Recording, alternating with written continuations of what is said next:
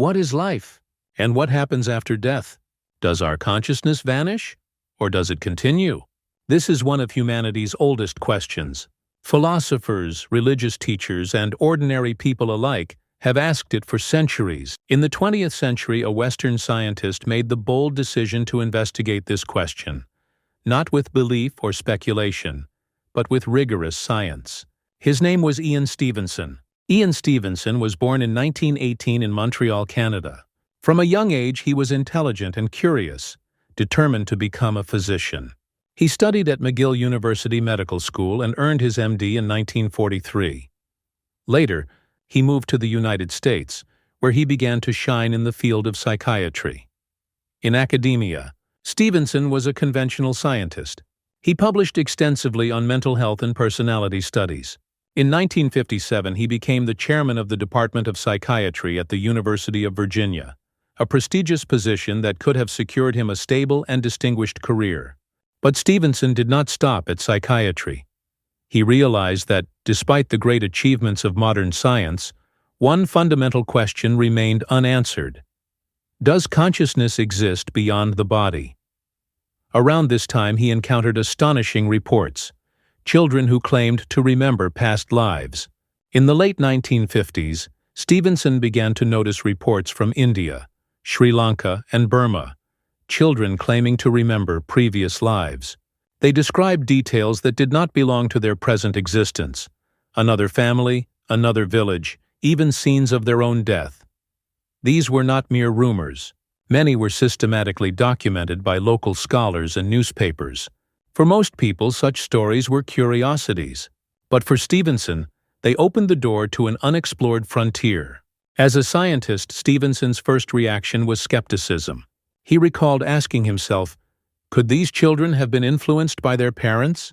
Could it be coincidence, or even fraud? Instead of dismissing the accounts, he resolved to investigate them firsthand. He would approach these memories as a physician approaches a disease, by collecting evidence, ruling out alternative explanations, until only one possibility remained. In 1961, Stevenson embarked on his first journey to India and Sri Lanka. He traveled deep into rural villages, speaking directly with children who claimed past life memories. He asked questions, noted details, and compared the children's statements with real-world facts. To his astonishment, some children could point to the house where they claimed to have lived, or recognize people they insisted were their past life relatives.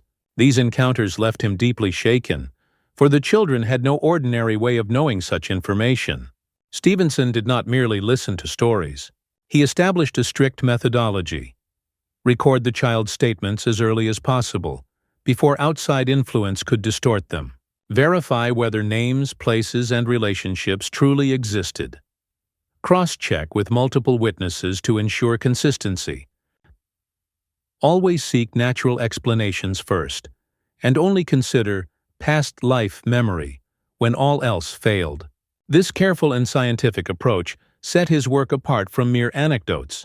After several years of fieldwork, Stevenson had studied dozens of cases. Not all were convincing, but some were extraordinarily solid, with too many precise details to dismiss as coincidence. In 1966, he published 20 cases suggestive of reincarnation. The academic world took notice. With this book, Stevenson was no longer just a professor of psychiatry. He had become the world's first scientist to systematically study past life memories. With the first breakthrough case, Dr. Stevenson did not stop. Instead, he realized that if science was ever to take these phenomena seriously, he had to find more cases across cultures, religions, and geographical boundaries. He decided to expand his research globally.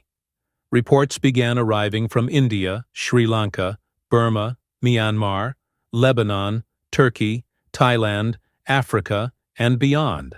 Many children, often at a very young age, spontaneously spoke about past lives, describing them with striking detail. Places, families, even the names of previous relatives. Stevenson, ever cautious and meticulous, traveled personally to investigate. Each time he recorded the children's statements, interviewed relatives, verified the facts, and searched for normal psychological or cultural explanations. Yet many cases went far beyond what conventional explanations could cover. Over the years, his investigations grew into more than 2,500 well-documented cases. These were not novels or myths, but records backed by witnesses, fieldwork, and cross-verification. Years later, Dr. Ian Stevenson had collected over 2,500 documented cases of past life memories. He cautiously presented his findings at academic conferences, publishing in journals and books.